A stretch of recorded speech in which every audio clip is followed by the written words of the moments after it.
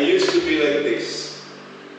This part not reined in, everything here kind of falling to the center. And now I try at least to be like this.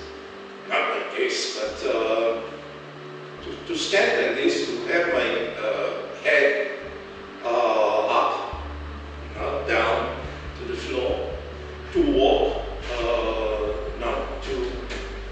not to do that, walk in small steps, but to walk, to take real steps in the street, to be confident in my body that I can do it, I won't fall. I won't lose control, I won't lose equilibrium. I can manage it.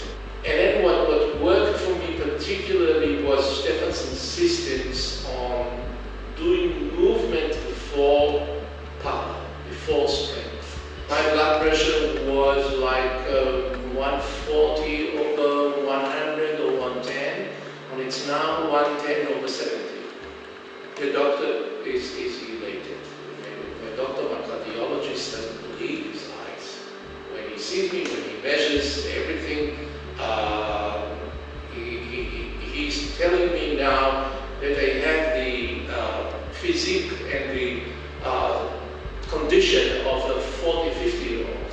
You should use the book and follow really one step at a time what the book tells them to do, because the book really charts a pathway